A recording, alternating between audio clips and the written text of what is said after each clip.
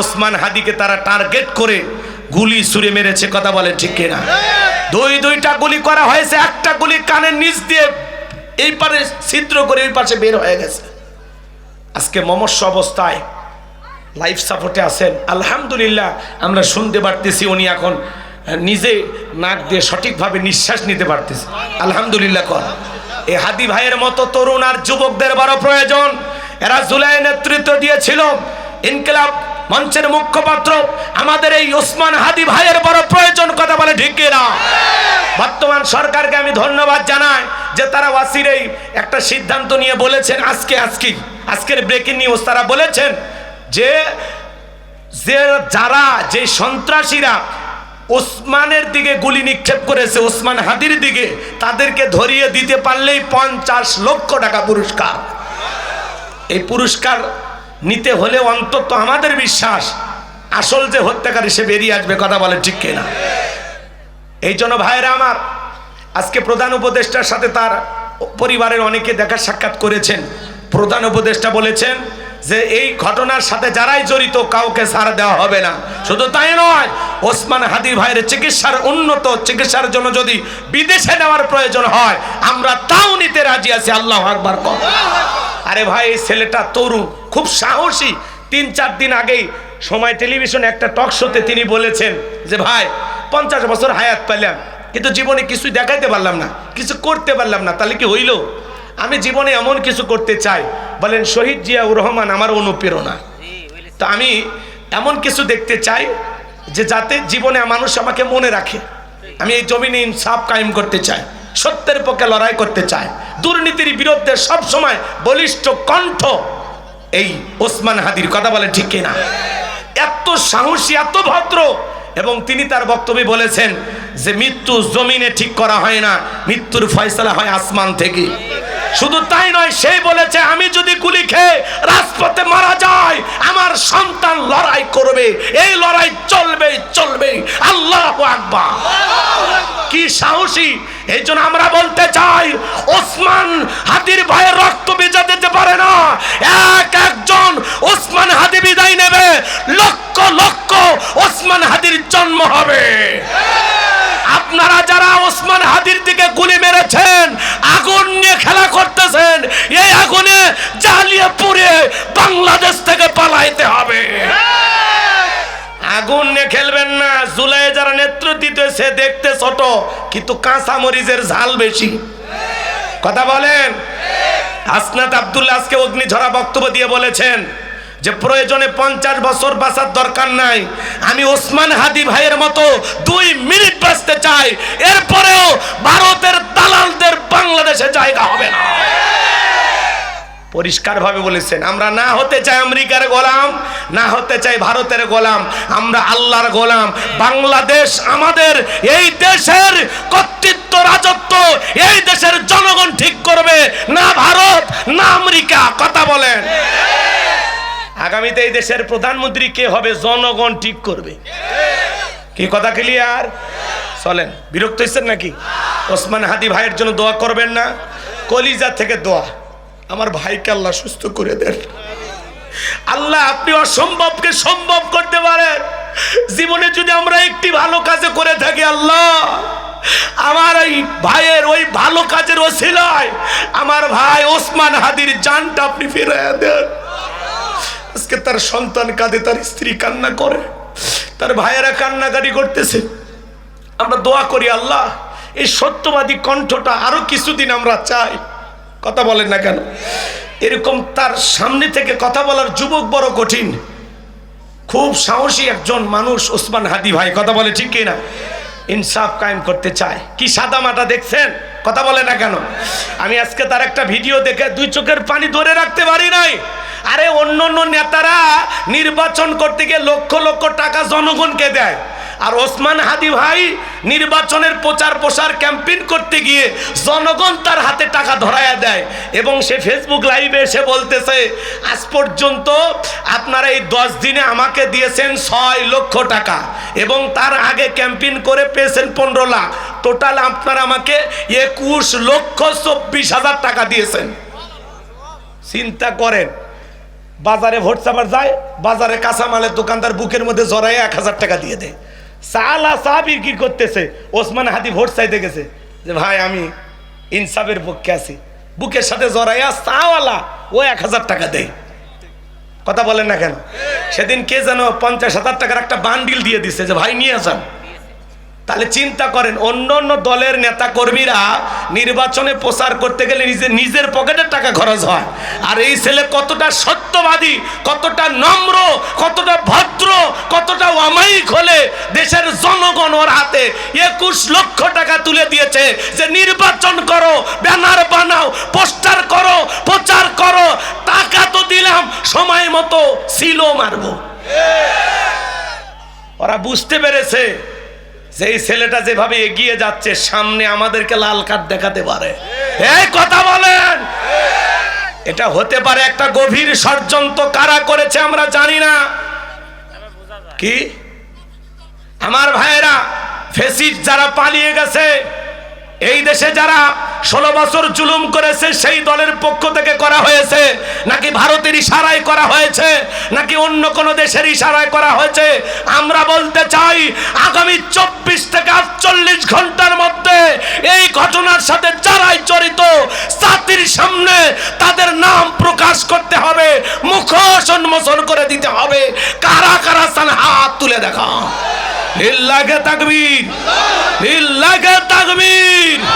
হাদি ভাইয়ের ভয় নাই, রাজপথ ছাড়ি নাই। হাদি ভাইয়ের ভয় নাই, আল্লাহ আছে সহায়। কথা বলেন ঠিক কিনা?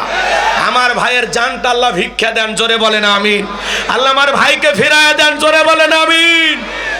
ছেলেটাকে দেখে বড় মায়া লাগে, রক্তাক্ত শরীরটা নিয়ে হাসপাতালে। কোনো অপরাধ নাই বাজান, অপরাধ নাই। আমি অবাক হয়ে গেলাম যে একটা রাস্তার পড়ে থাকা মানুষ, তার হাতে 200 টাকা 100 টাকা দেয়, 10 টাকা 20 টাকা তুলে দেয়। জনগণ নির্বাচনের প্রচার করার জন্য 21 লক্ষ টাকা দিয়েছে, 10-20 করে 50-100 করে দিতে দিতে 21 লাখ ধরায় দিছে। ছেলে বলতেছে 25 লাখ হইলে আমি আর নেব না, এই টাকা দিয়ে আমি নির্বাচন করব, প্রচার প্রসার করব, বাকি যদি অতিরিক্ত কোনো টাকা দেন এটা আমি একটা লাইব্রেরি করার জন্য খরচ করব। কি চিন্তা ভাবনা, যেখানে মানুষ বই নিয়ে গবেষণা করবে। মাশাআল্লাহ, আমার সেই ভাইটা সবসময় সত্য কথা বলে। উনি বলে আমি বড় কথা বলতে পারবো না, আমি বড় কোনো নেতা না, কিন্তু আমি যদি ঢাকা 8 আসনে নির্বাচিত হতে পারি, একটি টাকাও চাঁদাবাজি হবে না। উনি বলেছেন প্রতীক থেকে ভোট নয়, আপনারা মানুষ থেকে ভোট দিবেন। একদিনের একজন ভালো সিদ্ধান্ত নেবেন, 5 বছর ভালো থাকতে পারবেন। কথা বলেন। তার এই কথাগুলো এখন হৃদয়ে নাড়া দেয়। আমার ভাইয়ের কোনো অপরাধ নাই, আমার ভাই সত্য কথা বলে। সাহসী যোদ্ধা, সময়ের সাহসী কণ্ঠ, এই কণ্ঠকে তারা স্তব্ধ করে দিতে চায়। মালিকের কাছে বলি, আল্লাহ তোমার কুদরতি কদমে পা ধরে, আল্লাহ তোমার কাছে বিনয়ের সাথে মাথা নত করে একটাই চাও, আল্লাহ আমার ভাইয়ের জানটা তুমি ফিরায় দাও, একবার আমার ভাইকে তুমি সুস্থ করে দাও। জোরে বলেন আমিন। মৃতকে জীবিত করার ক্ষমতা কার? গুলি লাগার পরে বাঁচাইতে পারে কে? গুলি লাগছে একটা, তার মগজ ভেদ করে ছিদ্র হয়ে এপাশ দিয়ে ঢুকে ওপাশ থেকে বের হয়ে গেছে। তাহলে চিন্তা করেন কত টার্গেট করে খুব কাছে থেকে সূক্ষ্মভাবে দীর্ঘদিনের পরিকল্পনা তারা বাস্তবায়ন করেছে। কথা বলেন। শুধু জুলাই যোদ্ধা ওসমান হাদি না, বাকি যারা আছে এদেরকেও টার্গেট করতে পারে। এই জন্য তাদের নিরাপত্তা দেওয়া দরকার। হাসনাত আব্দুল্লাহ, সার্জিস আলম, নাহিদ ইসলাম যারাই আছে জুলাই যোদ্ধা, এদের আলাদা একটা নিরাপত্তা দেওয়া দরকার। কথা বলেন ঠিক কিনা? আবার অনেকে বলতেছেন যে 50 জনকে টার্গেট করা হয়েছে, কেবল 1 নাম্বার দিয়ে শুরু হয়েছে। নাউজবিল্লাহ কোন? তার মানে এদেশে নির্বাচনকে বানচাল করা হোক আর তৃতীয় কোনো পক্ষ হোক, একটা পক্ষ কিন্তু এই দেশে হানাহানি, মারামারি, কাটাকাটি, ফেতনা ফাসাদ বাজানোর জন্য গভীর ষড়যন্ত্র করতেছে। এজন্য জনগণকে সজাগ থাকা লাগবে, সচেতন থাকা লাগবে। ঘুমাইলে কিন্তু অবস্থা আরো খারাপ হবে। অতএব ঘুমানো যাবে না। আমার কথাই আপনারা কষ্ট পাইলে আমার মনের আফসোস নাই, আমার দুঃখ নাই। আমি সত্যের পক্ষে কথা বলবো, এই কথা বলেন ঠিক কিনা? আমার ভাইয়ের বুকে গুলি লেগেছে, আমার ভাই রক্তাক্ত হয়েছে, আমি কথা না বলে থাকতে পারবো না, কথা বলেন ঠিক কিনা? কাফেরা চাই মুখের ফুৎকারে দিনের আলোকে, ইসলামের আলোকে, কোরআনের আলোকে নিভায়ে দিতে। আমার আল্লাহ ডেকে বলেন আল্লাহু মুতিম্মু নূরিহি, এই জমিনে দিনের আলোকে, কোরআনের আলোকে, ইসলামের আলোকে আমি আল্লাহ রাব্বুল আলামিন প্রতিষ্ঠিত করেই ছাড়ব। যদিও কাফের বেঈমানদের অন্তরে যত ধরনের জ্বালা যন্ত্রণা হোক না কেন, বলুন আল্লাহু আকবার। এই জন্য বাজান গো আমার, আজও যারা পৃথিবীর জমিনে মুসলমানের রক্ত নিয়ে খেলা করে, তাকায় দেখেন নেতানিয়াহু ফিলিস্তিনে মুসলমানদের রক্ত নিয়ে খেলা করে। আজও চীনের উইঘুরে মুসলমানদেরকে হত্যা করা হয়, 2 কিলোমিটারের মধ্যে মসজিদগুলোকে ভেঙে গুড়িয়ে আলাদা করে দিচ্ছে। আজও ভারতে গরুর গোশত খাওয়ার অপরাধে মুসলমানকে পিটানো হয়। তো পাশেই ভারত, ওই যে দেখা যায়। কি বলেন, রাগ করতেছেন নাকি আপনারা? এ বাজান, যারাই মুসলমানের রক্ত নিয়ে খেলা করে ওদের জীবনের পরিণতি ভালো হয় না, কথা বলেন। এই দেশে যারা নিরীহ আলেমদেরকে ফাঁসির দড়িতে ঝুলিয়েছিল, যারা শাপলা চত্বরে রাতের আধারে আলেমদেরকে হত্যা করেছিল, মিথ্যা মামলা হামলা দিয়া অসংখ্য মানুষকে যারা জেলখানায় বন্দী করেছিল, জুলাইয়ে হাজার হাজার মায়ের বুক যারা খালি করেছিল, যাদের হাতে মুসলমানের রক্ত লেগেছিল, আজকে তারা ক্ষমতার চেয়ার রেখে পালিয়ে গেছে, কথা বলেন ঠিক কিনা?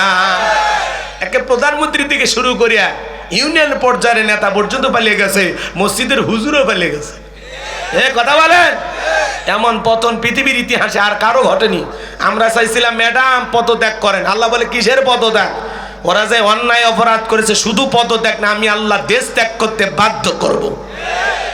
আল্লাহর ধরা বড় কঠিন, ইন্না বাতশা রাব্বিকা লাশাদীদ, আল্লাহর পাকড়াও বড় কঠিন।